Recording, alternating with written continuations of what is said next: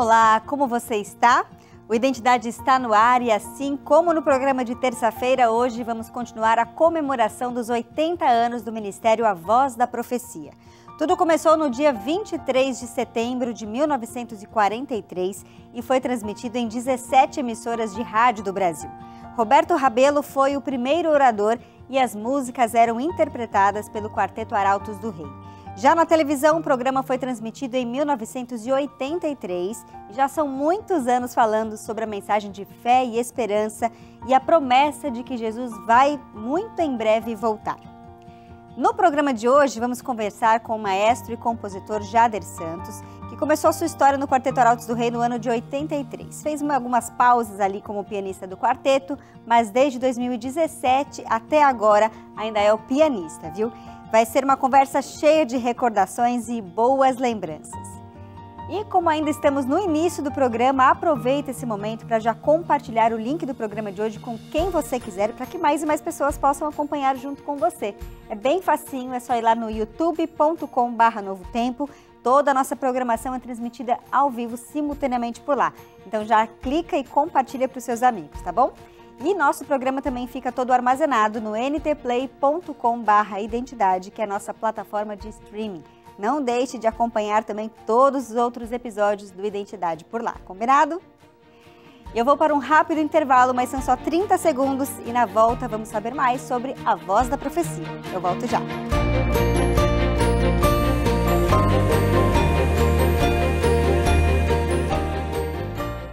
Jader Santos é pastor, maestro e compositor. Ele é uma figura notável e importante da música sacra brasileira, especialmente por sua influência no Quarteto Arautos do Rei. Jader tem um ministério marcado por composições emocionantes e arranjos musicais que tocam o coração de milhares de pessoas em todo o Brasil e em outros países também. Jader Santos acompanha o Ministério da Voz da Profecia há alguns anos e com certeza deve ter muita história para contar e muitos motivos para agradecer a Deus também, não apenas como membro dos Arautos do Rei, mas também como um ministro de música que abençoa tantas vidas através de melodias e letras. Boa noite, Jader, seja muito bem-vindo aqui ao Identidade. Boa noite, Gabi, prazer estar aqui com você. Prazer é nosso, parabéns pelos 80 anos da Voz da Profecia, né? Esse programa comemorativo. Sim. Também. Pastor Jader, você começou a estudar piano aos 11 anos, aos 14 já participou ali de um concurso internacional de piano em Goiânia, né? Como é que foi essa aproximação com esse instrumento musical?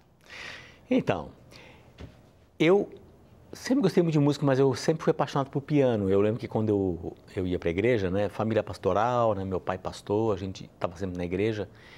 Eu lembro que quando tinha um instrumento, eu sentava assim sempre perto ali do piano e quem estivesse tocando, eu ficava assim vidrado, olhando, acompanhando sempre. Né?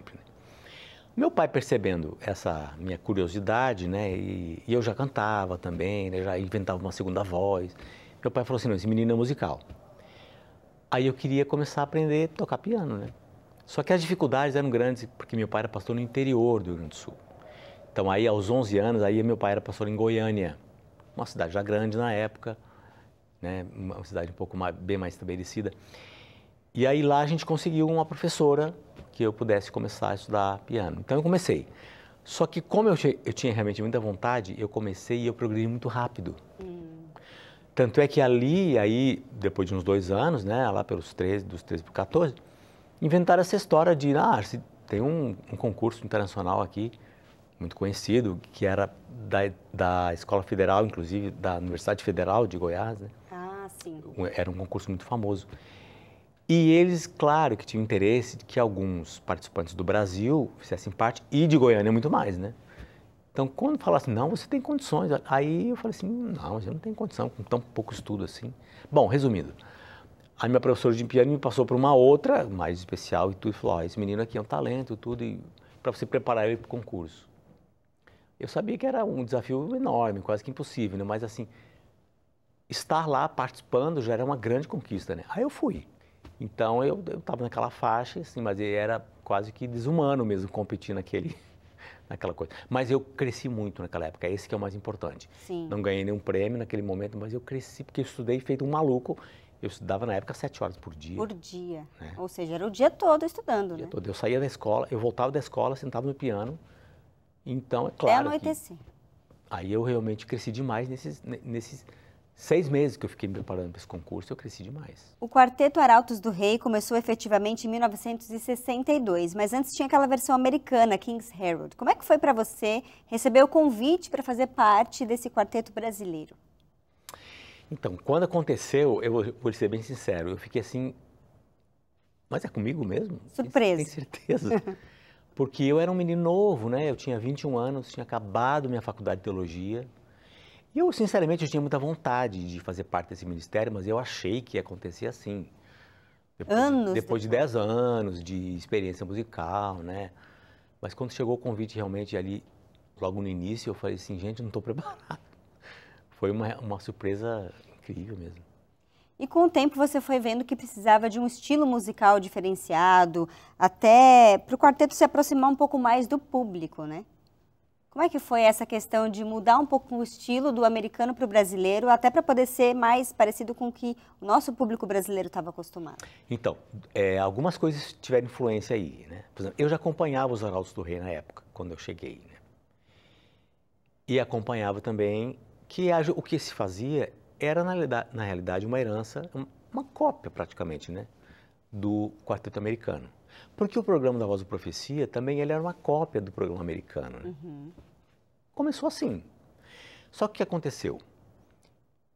Os anos foram se passando e antes de mim teve um músico que era o diretor musical lá, chamado Alexandre Reichert Filho, que ele era uma pessoa muito excepcional, assim. Pianista, compositor, arranjador, né? E ele trouxe muita inovação para o Arautos do Rei. Tanto é que eu me lembro de pegar um disco na minha mão e falar assim, olha só esse disco novo que chegou aqui. Metade das composições de Alexandre e arranjos dele, e as outras de Wayne Hooper, que era o músico americano que dirigia o Quarteto Arautos do Rei lá, né? Entendi. Então eu achava assim, nossa, que fantástico, a gente tem um quarteto brasileiro, mas a gente tem nosso jeito de fazer as coisas. Então quando eu cheguei, eu quis perpetuar esse legado, sabe? Eu falei, não, acho que isso é uma coisa muito interessante, a gente ser um quarteto nesses padrões, mas com a linguagem brasileira. Então realmente eu quis. E você pode compartilhar com a gente algumas composições das primeiras que você fez ali para o quarteto? Uma das primeiras, Se Ele Não For o Primeiro, né? Que na época, inclusive, até não foi nem muito bem aceita. Eu lembro que quando eu comecei a ensaiar com eles não se animaram muito. Talvez essa música... Aí até eu larguei ela de mão um pouco, né? Mas uma música daquela época do início também, A Minha Paz Te Dou, acho que algumas pessoas devem ter lembrado dessa. Mas Se Ele Não For o Primeiro, depois voltou e aí estourou, né? Já. Se Ele Não For o Primeiro, foi um pouquinho depois, foi ali já em 96. Mas Eu Não Me Esqueci de Ti, essa foi logo foi no lá início. atrás. Legal. E, na verdade, hoje, quando a gente pega o Inário Adventista do Sétimo Dia e folheia ali, a gente acha várias composições do maestro Jader, né? É muito gostoso de ter esse contato com você aqui na Novo Tempo, falar, puxa, tenho esse privilégio de estar aqui perto de uma pessoa dessa. Agora, muitos componentes passaram pelo quarteto, né? Foram várias formações do início até hoje, inclusive um deles, que é o pastor Elo Brown, contou várias histórias interessantes e ele compartilhou com a gente uma história. Vamos acompanhar juntos. É muito bom a gente lembrar da Voz da Profecia. O sentimento que vai no coração é de realização, de alegria, por poder ter passado cantando aí durante quase 9 anos. E principalmente sob a liderança do pastor Jader Santos. Tantas histórias. Lembro do pastor Jader, inclusive, me ajudando como uma dupla missionária, levando o evangelho. Fomos numa casa que não era aquele endereço e a pessoa estava lá e a gente foi oferecer o curso bíblico e a pessoa acabou se batizando. Lembro também do pastor Jader no tempo que a gente morava junto, né? Que a gente dividia todas as refeições, mas isso não deu muito certo. Foi só uma semana e ele cancelou o nosso contrato. Portanto, Voz da Profecia está intimamente ligado com o pastor Jader, que eu acho que depois do pastor Rabelo é um patrimônio não tombado, porque ele é forte, mas é uma coisa simplesmente que faz parte da estrutura da Igreja Adventista. Voz da Profecia, Jader Santos, são bênçãos incontáveis e é uma alegria muito grande poder participar neste momento da história da Voz da Profecia. Que legal. O pastor Elo participou de 85 a 92, né? E ele comentou ali, vocês viajam ainda, né? O quarteto tem essa característica de viajar muito. como pregador ali em várias cidades, só que não é só o momento do programa em si que vocês fazem. Ao longo do dia, saem nas igrejas, ou fazendo visitações nas casas, como comentou ali o pastor Hélio. Tem alguma história assim inusitada ou engraçada, alguma coisa que te marcou que você pode compartilhar com a gente? Ó, tem muita história, né? Inclusive o Hélio, realmente a gente estudou junto e aí eu que chamei ele, precisou de um baixo naquele momento, aí eu convidei para ele estar com a gente. Então, ele veio para lá para o meu convite e a gente morou junto e aí as coisas aconteceram e ele ficou realmente todos esses anos. Agora, das histórias que teve, assim, uma das mais inusitadas, eu estava começando o trabalho lá, a gente estava fazendo evangelismo, inclusive com ele, numa tenda na época. E naquela época, a gente estava fazendo esse evangelismo e a gente perdeu um tenor. Perdeu um tenor. Aí, perdeu um membro do quarteto, né? Uhum. Na verdade, até não era tenor, mas era um barítono, que tinha deixado o quarteto para fazer outra coisa. Só que tinha já o compromisso feito, então não tinha como não fazer. E aí, precisava das naquele 4 evento vozes. lá, e aí eu cantei a voz que estava faltando. Olha só! Entendeu? Hoje eu não faria, mas o que a imaturidade faz, né? Precisava cumprir a agenda, não tinha Imagina, jeito. a gente fez praticamente a conferência inteira e eu cantando com eles lá do piano mesmo, fazendo a voz que faltava. Tocando e cantando, hein, Jader? Então, quer ver, eu nunca contava com isso, né? Falei, imagina, agora eu tentando fazer mais... No evangelismo, né, para pregar o evangelho, não daria para simplesmente, não dá para acontecer, vamos desistir disso aqui, não tem mais. Convidar alguém que não sabia as músicas, quase que impossível também. Sim, aí teve que ser eu mesmo. Alternativa. E com certeza foi uma bênção. E deu certo. Deu certo. A gente vai fazer uma pausa rápida aqui para chamar o intervalo, mas você aí de casa não saia daí, porque ainda tem muito mais aqui para a gente conversar com o pastor Jader Santos sobre os 80 anos da Voz da Profecia e tem mais participações de pessoas que já participaram do Quarteto Arautos do Rei. Então fique com a gente volta em instantes.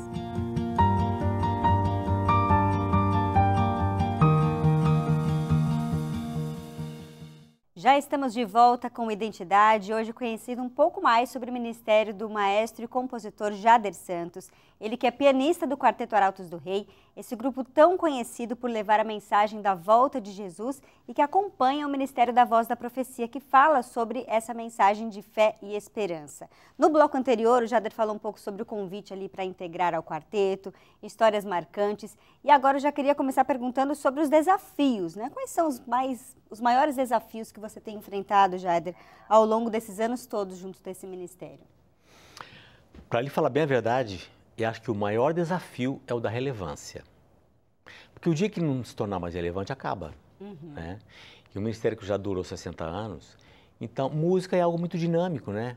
Os tempos passam, vem novos ritmos, né? Vem novas harmonias, vem uma nova maneira de fazer as coisas, novos estilos.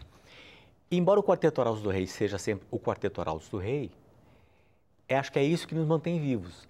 A gente não pode deixar de ser o que a gente é, mas a gente não pode ser a mesma coisa sempre. Ou seja, tem que acompanhar um pouco essa modernização. Tem que acompanhar um pouquinho mas não deixar de ser o que sempre foi. Né? É uma coisa Então, acho que o maior desafio é realmente você saber a medida, a dose, de não ficar muito para trás, a ponto de ninguém mais querer ouvir, mas fazer algo interessante que alcance as pessoas. Porque o que adianta cantar de uma mensagem e ninguém querer ouvir? Sim. Né? Aí já não tem mais razão. É verdade. E você acompanhou já muitas formações diferentes, né? Como a gente falou aqui, troca muitos dos componentes do quartetos. E uma das pessoas que participou por um bom tempo também foi o Ronaldo Fagundes. Sim. Que já trabalhou aqui na Novo Tempo com a gente um tempo e mandou também um recadinho. Vamos ouvir. Olha. Maestro Jader Santos. O Jader é uma das pessoas mais bem-humoradas que eu conheço. Num bom dia, e quase todos são bons dias, ele vai estar sempre contando uma piada, rindo, cantando. Mas se você o pegar num mau dia, não é bom desafinar, porque você pode ter problemas. Eu me lembro, quando nós chegamos em 1996, a equipe dos Arautos do Rei, 96, éramos novatos, né? E o quanto a presença do Jader era importante para nós naquele momento. O Jader sempre foi muito respeitado, né? E naquele momento de transição ele defendia o quarteto. Nós tínhamos o Jader como nosso protetor, o nosso mentor, E era muito importante ele estar nas viagens com a gente. Primeiro que a gente não tinha sonoplasta, então se acontecesse algum problema no som, o Jader corria lá enquanto a gente continuava cantando. Ou se desse problema no playback, ele corria para o piano e continuávamos a música. E perdia-se muito quando o Jader não estava conosco nos programas, porque não poderíamos fazer um piano e voz, por exemplo. Foi muito doído, muito sofrido, quando o Jader teve que, por motivos de saúde, se afastar do quarteto e a gente passou a viajar sozinhos. Como foi difícil, né? Porque o Jader não era somente o nosso líder musical, era o líder do grupo, né? Era o líder do grupo. E viajar sem a presença do Jader foi muito complicado. Talvez por isso, talvez pela ausência do Jader, essa formação de 96, ela tenha se desfeito, né, em 2001.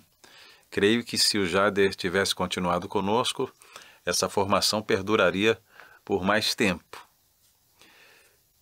O Jader, a despeito da sua pouca altura, ele se impõe, ele tem uma imponência de poucos.